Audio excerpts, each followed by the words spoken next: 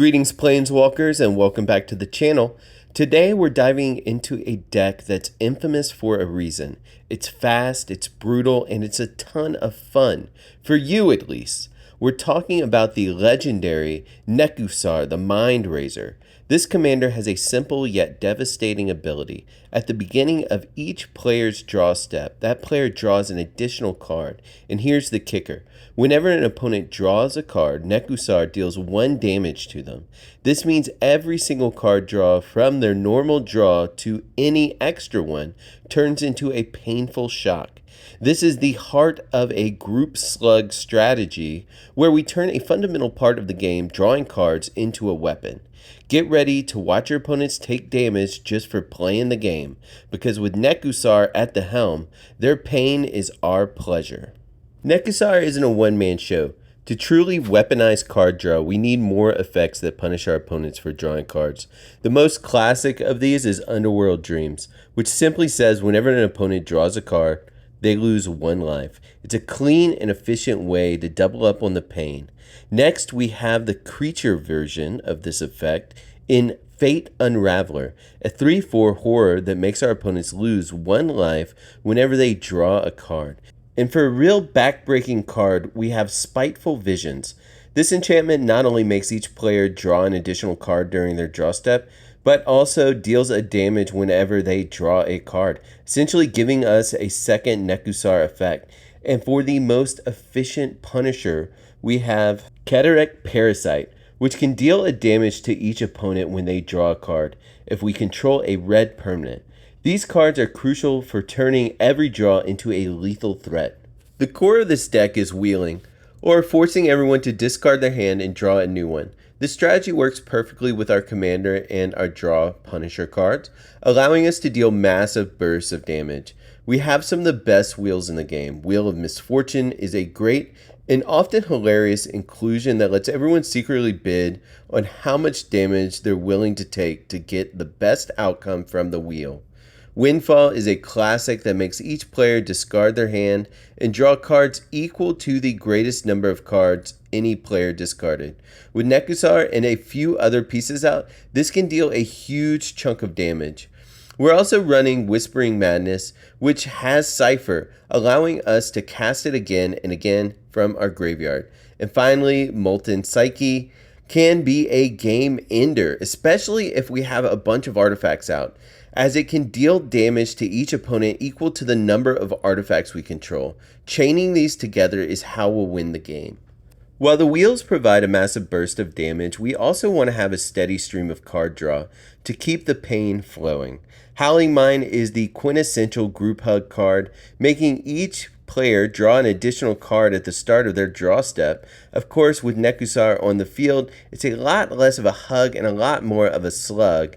We also have the Temple Bell, which allows us to tap to have each player draw a card, giving us a repeatable way to deal damage.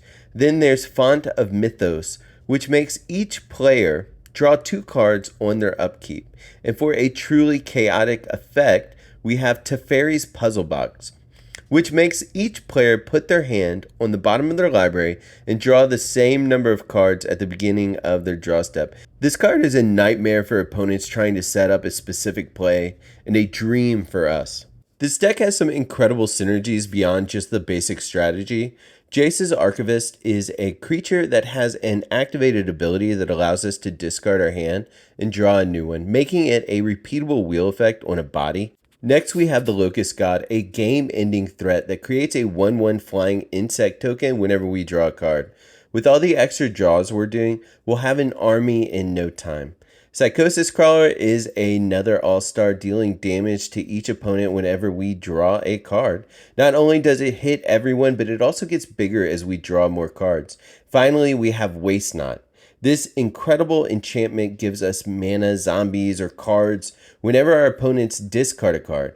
It turns our wheel effects into pure value, helping us recover from a big wheel and pull ahead even further. While a slow bleed is fun, this deck can also win in a single explosive turn. The ultimate finisher is Peer into the Abyss. This spell makes a target player draw cards equal to half the number of cards in their library, lose life equal to the number of cards they drew. If cast on an opponent, and especially if we have a damage doubler out, it's an instant knockout. Another fantastic card is Damnable Pact, which allows a player to draw X cards and lose X life. This can be used to refuel our hand or as a lethal spell to finish off a weakened opponent. And for those who enjoy a more cerebral win, we have a few alternative win conditions. Both Thassa's Oracle and Laboratory Maniac allow us to win the game if we try to draw a card from an empty library. With all the wheel effects in the deck, it's not hard to burn through our library and secure a victory. The win is inevitable. It's just a matter of how we want to get there. Even with a devastating engine, we need to protect ourselves and handle our opponent's threats. We're running some of the best removal in Grixis colors, starting with Blasphemous Act, a board wipe that gets cheaper the more creatures are on the board. It's often a 1-mana spell that clears the entire board out for us. We're also playing the classic Cyclonic Rift, a card that can save us in a pinch by bouncing all non-land permanents our opponents control. And while it might seem strange, Chain of Smog is a powerful tool against combo decks and can even be a combo piece itself.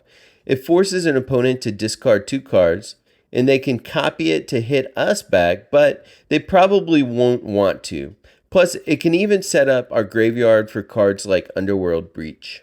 To cast all these spells, we need a solid mana base and plenty of ramp. We have the usual suspects like Soul Ring, Arcane Signet, Felwar Stone to help us get ahead on mana. We want to be able to cast Nekusar early and start our Pain Engine. Our lands are also designed to give us the best chance to win. Lands like Reliquary Tower are an absolute must, allowing us to have no maximum hand size, which is a big deal when we're drawing a ton of cards. We'll also want to run the best dual lands in our colors to make sure that we always have the right mana. This deck can be built on a budget, but a strong mana base makes all the difference. And there you have it, the deep dive into the brutal and beautiful world of Nekusar the Mindrazer. This deck is a masterpiece of strategy that turns your opponent's most basic actions into their biggest weakness. It's for the player who loves a clear game plan, a bit of chaos, and a satisfying feeling of seeing your opponent's life totals tick down with every card they draw. Nekusar is a commander that will give you a lot of attention, and for a good reason. So be prepared to become the arch enemy. Let me know what you think of this deck and what your favorite card to pair with Nekusar is in the comments below. If you enjoyed this video, don't forget to like, subscribe, and hit that notification bell so you don't miss out on our next video. Thanks for watching, and we'll see you on the battlefield.